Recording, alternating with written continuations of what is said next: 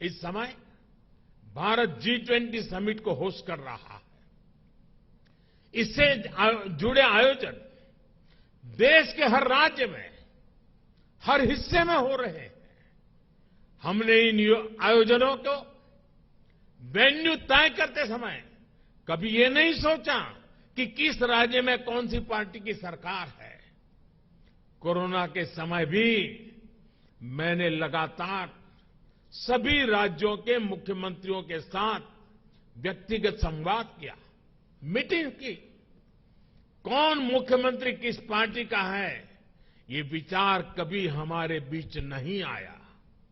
इसी तरह आप उन दिनों को भी याद करिए जब भाषा, लैंग्वेज लोगों को बांटने के एक टूल के तौर पर इस्तेमाल होती थी। लेकिन एनडीए सरकार की सोच देखिए। एनडीए सरकार ने मातृभाषा को बल देना शुरू किया और आज भाषाओं के माध्यम से, मातृभाषा के माध्यम से मेरे युवा डॉक्टर और इंजीनियर बने, इसका अवसर देने का जरिया भाषा बन रही है।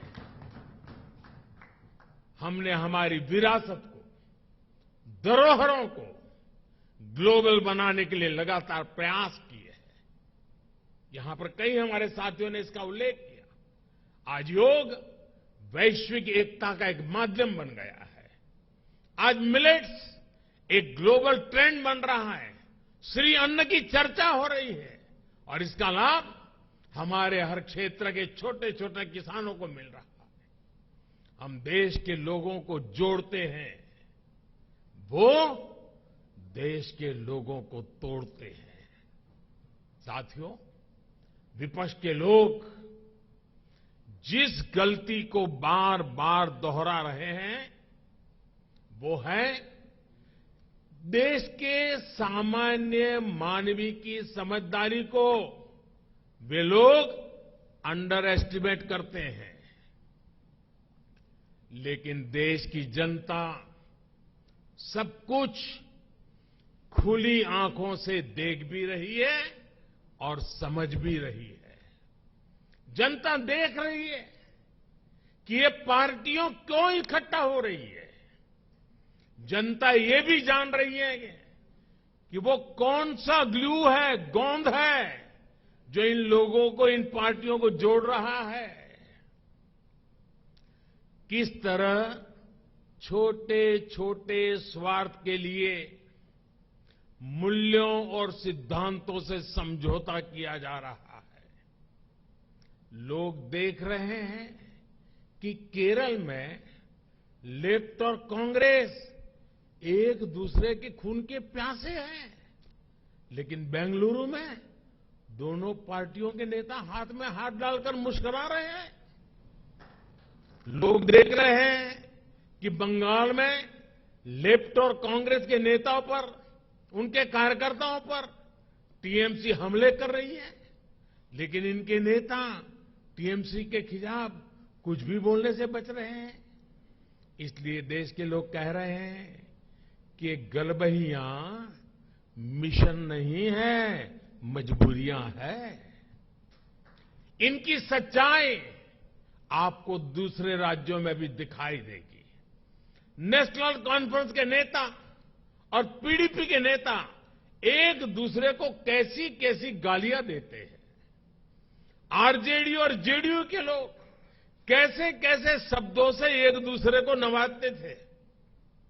देश की जनता ने ये सब करीब से देखा है और देख रही है।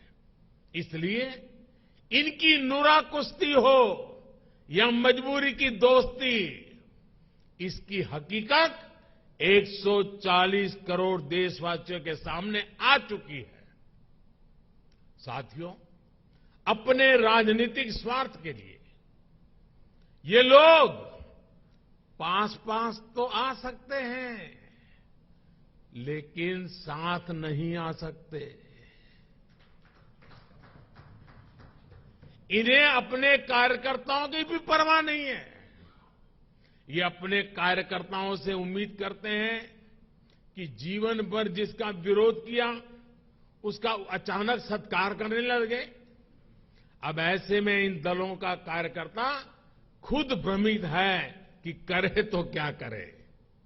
मैं तो आज ये भी कहूंगा कि जो लोग आज मोदी को कोसने के लिए इतना समय लगा रहे हैं, अच्छा होता वो देश के लिए सोचने में, गरीब के लिए सोचने में अपना समय लगाते। हम उनके लिए सिर्फ प्रार्थना ही कर सकते हैं। साथियों, 24 का चुनाव बहुत दूर नहीं है। देश के लोग मन बना चुके हैं कि तीसरी बार फिर एनडीए को ही अवसर देना है।